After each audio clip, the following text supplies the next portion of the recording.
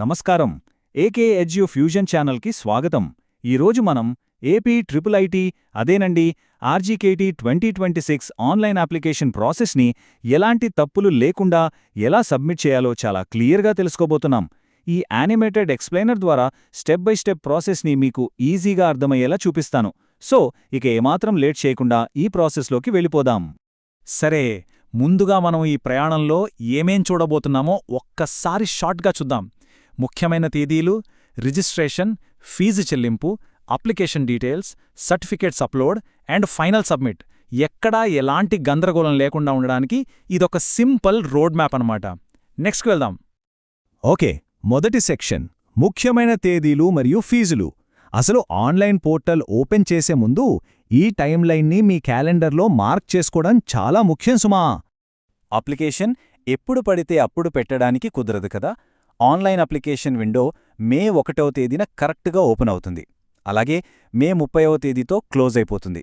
ఇక్కడ లేట్ సబ్మిషన్స్కి అస్సలు అవకాశం లేదు. So last minute server problems ఎందుకు చెప్పండి. వీలైనంత త్వరగా అప్లై చేసేయడం బెస్ట్. ఇక ఫీజు విషయానికి వస్తే అసలు మెయిన్ ఫామ్ ఓపెన్ అవ్వాలంటే ముందుగా ఈ చిన్న అమౌంట్ పే చేయాల్సిందే. జనరల్ మరియు ఓబీసీ కేటగిరీ వాళ్లకైతే 400 రూపాయలు, అదే ఎస్సీ ఎస్టీ కేటగిరీ వాళ్లకి జస్ట్ 250 రూపాయలు. రైట్, అసలు ప్రాసెస్ స్టార్ట్ చేద్దామా? Step 1, registration. సింపుల్గా గూగుల్లోకి వెళ్ళి అమరావతి టీచర్స్ అని సెర్చ్ చేసి ఆ సైట్ని ఓపెన్ చేయండి. అక్కడ రిజిస్టర్డ్ ఏపీ స్టూడెంట్స్ అనే ఆప్షన్ కనిపిస్తుంది. దాన్ని క్లిక్ చేసి మన ప్రొఫైల్ని క్రియేట్ చేయాలి. ఆ రిజిస్ట్రేషన్ ఫామ్లో మీ board, 10th class hall ticket number, పేరు, డేట్ ఆఫ్ బర్త్ ఇలాంటి బేసిక్ డీటెయిల్స్ ఇవ్వాలి. ఇక్కడ మీరు గుర్తుపెట్టుకోవాల్సిన ఒక ఇంపార్టెంట్ పాయింట్ ఏంటంటే మీ మొబైల్ నెంబర్, ఈమెయిల్ ఐడి ఖచ్చితంగా యాక్టివ్గా పనిచేస్తున్నవే ఇవ్వండి. ఎందుకంటే ఓటీపీలు, రేపు పొద్దున వచ్చే అప్డేట్స్ అన్నీ వాటికే వస్తాయి. ఇది మాత్రం అస్సలు మర్చిపోవద్దు. అలా డీటెయిల్స్ అన్నీ ఇచ్చి సబ్మిట్ కొట్టగానే అద్భుతం, రిజిస్ట్రేషన్ సక్సెస్ఫుల్ అని ఒక మెసేజ్ వస్తుంది. దాంతోపాటు ఆర్జీయూ అనే అక్షరాలతో స్టార్ట్ అయ్యే ఒక అప్లికేషన్ నెంబర్ కూడా జనరేట్ అవుతుంది. ఇది చాలా చాలా ఇంపార్టెంట్. తదుపరి స్టెప్స్ అన్నింటికీ ఇదొక పాస్పోర్ట్ లాంటిదన్నమాట. దీన్నెక్కడైనా చాలా జాగ్రత్తగా రాసిపెట్టుకోండి. నెక్స్ట్ సెక్షన్ స్టెప్ 2, ఫీజు చెల్లింపు. మనం ఇందాక జనరేట్ చేసుకున్న ఆ కొత్త ఆర్జీయూ నెంబర్తో మన ఫామ్ని యాక్టివేట్ చేసే టైం వచ్చేసింది. ఆన్లైన్లో ఫీజు చెల్లించడానికి 3 సింపుల్ స్టెప్స్ అండి. ముందు ఆర్జీయూ నెంబర్ ఎంటర్ చేయాలి. తర్వాత మీకు కంఫర్ట్గా ఉండే పేమెంట్ మోడ్ సెలెక్ట్ చేసుకుని ఫీజు కట్టేయాలి. అండ్ ఇక్కడో గోల్డెన్ రూల్, పేమెంట్ అయ్యాక ఆ రిసీప్ట్ని ఖచ్చితంగా ప్రింట్ తీసుకోండి. రేపొద్దున ఏమైనా టెక్నికల్ గ్లిచ్ వచ్చి పెండింగ్ స్టేటస్ పడితే ఈ రిసీప్ట్ మనకి ప్రాణదాతలాంటిది. ఓకే, పేమెంట్ కూడా సక్సెస్ఫుల్గా అయిపోయింది. ఇప్పుడు అసలు ఘట్టం మొదలవుతుంది. అదేనండి step 3, core application form. Application ID మరియు మీ పుట్టిన తేదీతో లాగిన్ అయ్యాక ఒక 7 దశల ఫామ్ మన ముందుకొస్తుంది. ఈ ఫామ్లో మీ పర్సనల్ డీటెయిల్స్, ఆధార్, అడ్రస్ అన్నీ నింపాలి. అయితే ఇక్కడొక పెద్ద గేమ్ చేంజర్ ఉందండి. అదే క్యాంపస్ ప్రిఫరెన్సెస్. 1 నుంచి 4 వరకు ఏ క్యాంపస్ కావాలి అనేది మనం ఆప్షన్స్ పెట్టుకోవచ్చు. ఇది ఎలాగంటే మన విష్లిస్ట్ లాంటిది.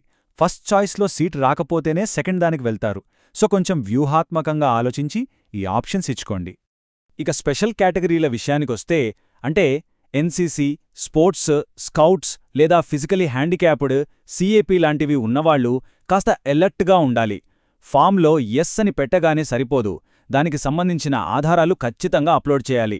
పర్సంటేజీలు, పార్టిసిపేషన్ లెవెల్స్ అన్ని పక్కాగా ఎంటర్ చేసి ఆ సర్టిఫికెట్ని తప్పనిసరిగా సమర్పించాలి.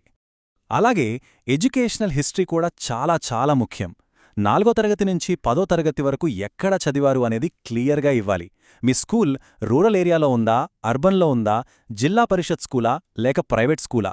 ఇది ఎందుకంత ఇంపార్టెంట్ అంటే ఫైనల్గా వచ్చే వెయిటేజ్ మార్కుల లెక్కలన్నీ దీనిమీదే ఆధారపడి ఉంటాయి. సో ఇక్కడ ఎలాంటి తప్పులు జరగకుండా చూసుకోండి. రైట్, ఇప్పుడు section 5, certificates and photo upload. మొత్తం అప్లికేషన్లో కాస్త టెక్నికల్గా ఉండేది, చాలామంది ఎర్రర్స్ ఫేస్ చేసేది ఇక్కడే. దీనిలో ఎలా ఈజీగా దాటేయాలో చూద్దాం. ఇక్కడ మీరు ఖచ్చితంగా గుర్తుపెట్టుకోవాల్సిన విషయం ఏంటంటే మీ ఫోటో మరియు 10th హాల్ టికెట్ని అప్లోడ్ చేసేటప్పుడు ఆ ఫైల్స్ కేవలం జేపీజీ, జేపీఈజీ లేదా పీఎన్జీ ఫార్మాట్లో మాత్రమే ఉండాలి. పీడీఎఫ్లో అస్సలు యాక్సెప్ట్ చేయరు. No way. పైగా ఫైల్ సైజ్ 100 KB లోపే ఉండాలి. ఇంకో చిన్న టిప్ ఏంటంటే పాస్పోర్ట్ ఫోటో కొంచెం మంచిగా స్పష్టంగా ఉండేది చూసి అప్లోడ్ చేయండి. ఎందుకంటే రాబోయే కొన్నేళ్ల పాటు క్యాంపస్లో మీ ఐడి కార్డ్ మీద అదే ఫోటో కనబడుతుంది. కాబట్టి మంచిగా ఉండాలి కదా. అబ్బా, ఫైనల్గా లాస్ట్ సెక్షన్కి వచ్చేశామండి. Submit and print. మీ డీటెయిల్స్ అన్నీ ఒకసారి డబుల్ చెక్ చేసుకున్నాక ఈ ప్రాసెస్ని ఎలా ముగించాలంటే, కింద ఉన్న ఆ ఫైనల్ డిక్లరేషన్ చెక్బాక్స్ని టిక్ చేసి సబ్మిట్ బటన్ ప్రెస్ చేయడమే.